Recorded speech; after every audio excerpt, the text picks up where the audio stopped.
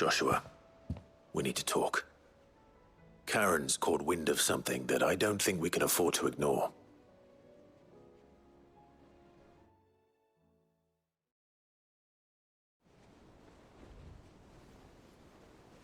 Aye, that is troubling. Not least because the Undying made no mention of these Dusk crystals in any of their recent reports. So they weren't aware of them either? Perhaps. Or perhaps they merely deemed them unworthy of my attention. Wrongly, I might add, for I am inclined to share Lady Karen's misgivings. Then we'd better take her advice and consult Hippocrates forthwith. To the shelves, then. With our combined insight, I'm sure we'll discern something of use, be it no more than a place to start. Let's hope so.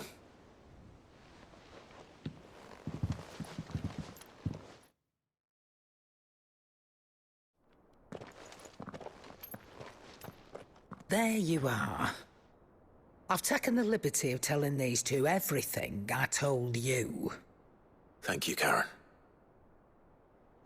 It's hard to believe such a lusterless shard could conjure much of anything. And you truly think this came from a mother crystal? One we never knew existed? Every other shard in the Twins did. Why should these Dusk crystals be any different? Dim though they may be. We know they first appeared on the black market shortly after Ultima cast Primogenesis, darkening the skies. So might the two be connected? Could the spell have created a new mother crystal, perhaps? A replacement for the ones we destroyed? What do you think, Hippocrates? I think there may well be a connection. Yet, if we are to believe that the original mother crystals were of Ultima's making, does it seem likely that he would have need of anything so palpably inferior? No. I hazard that it was not Ultima who created these crystals, but humanity. More specifically, our fallen forebears, whose wonders litter the land even now. Legend holds that the fallen challenged the gods in order to win their power, and came tantalizingly close to doing so. It seems only reasonable that they should wish to learn the secrets of the crystals which the gods bestowed upon them. So they could make their own. Precisely. You may recall that the tale of the sins of Zemeckis begins with the colloquy of the sages, a council wherein humanity sought to uncover the last secrets of the gods before waging their war to learn what little remained. It is perfectly possible that an understanding of how to craft crystals was among their many achievements. Among their many achievements, prior to their fall. Indeed. The same enlightened souls forged great and terrible weapons called the iconoclasts, from which icons derived their name, and turned them against each other in the Magitech War. A pointless conflict which served only to make its victors more confident of their right to supplant the gods on high.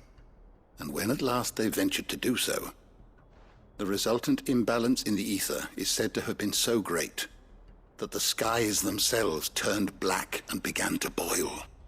The first recorded Arcade sky, I suspect. Which brings us back to the matter at hand.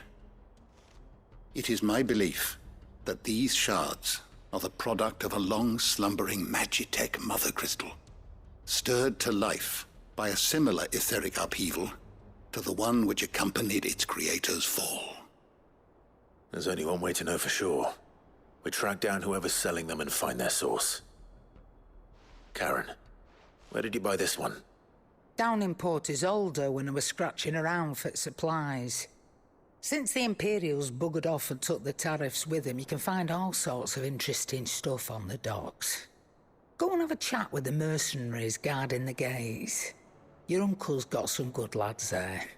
You know when to keep a watchful eye and when to turn a blind one.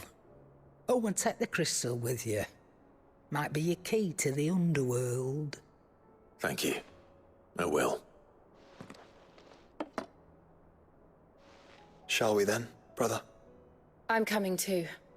If there is another mother crystal out there and it's anything like the others, you'll need all the help you can get. I was hoping you'd say that. One more time then.